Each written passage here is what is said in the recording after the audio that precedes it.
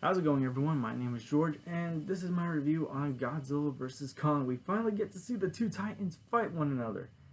Now, with the MonsterVerse, it's been kind of a roller coaster. The first two films, Godzilla and Kong Skull Island, were good, but anything special.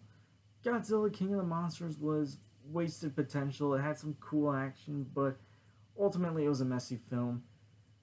And I've always enjoyed these characters. I've never been a diehard fan of them like Marvel, DC, Star Wars, Harry Potter, and a few other franchises.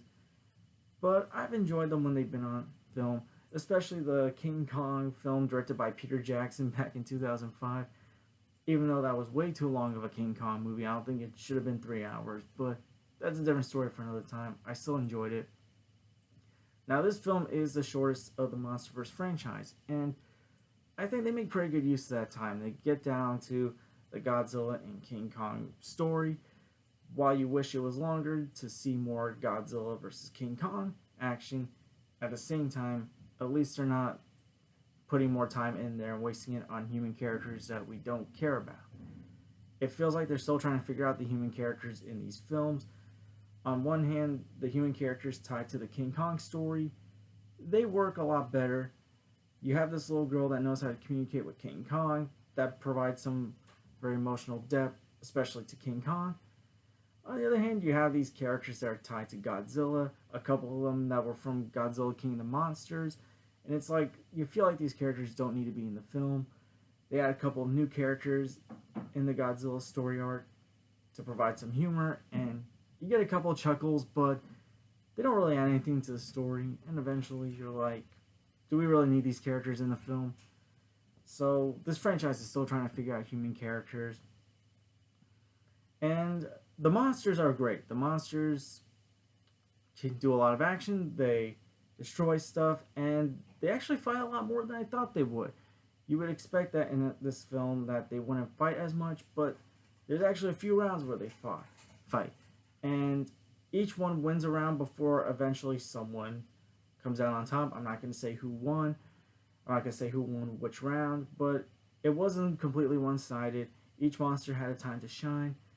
Now, the one thing I do want to bring up is King Kong is actually... There's a lot more development to King Kong in this film. And I get it, we haven't seen him since Kong Skull Island. That film took place many years before this film. So they're trying to reintroduce us to him, and I like what they did with it. You also see Mechagodzilla in this film. Mechagodzilla was pretty cool to see. I like what they did with that as well.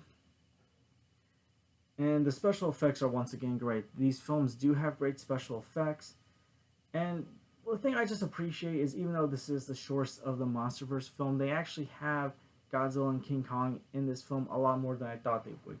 You feel like with a film like this that they might still focus more on the human characters, and they still focus on the human characters in some scenes when they really shouldn't, but they spent a lot more time with these monsters, and I think that's why I probably enjoyed this film the most out of the MonsterVerse films, why I think it's the best of the films.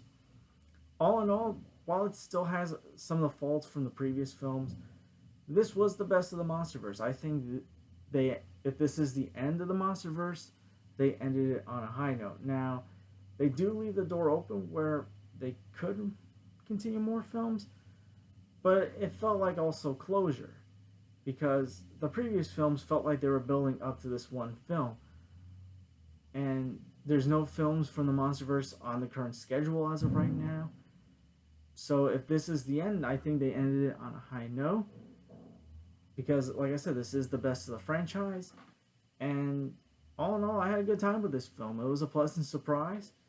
And I'm going to give Godzilla vs. Kong a B+. I had a good time with this film. I thought this was the best of the MonsterVerse. And like I just said, if this is the end, then I think they ended on a high note. But they also leave that door open. So who knows? This is making a lot of money. This is the most successful film so far in the pandemic.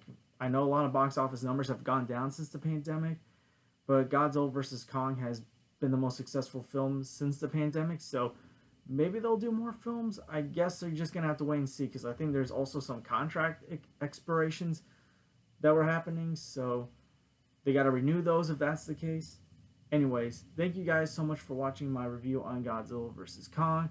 Like I said, I recommend you go check this film out, either in theaters or on HBO Max. It's worth a watch.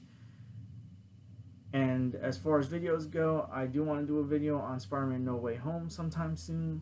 Maybe start doing some reviews on older movies. And when Falcon and Winter Soldier eventually ends, I'm going to review the whole series. That should be a lot of fun. I got to see episode 3 today, and I thought that was a great episode. Anyways, guys, please like this video. Please subscribe to this channel. Please share this with someone that likes Godzilla and King Kong, or just a fan of the MonsterVerse in general. And hope to see you guys next time. Take care, everyone.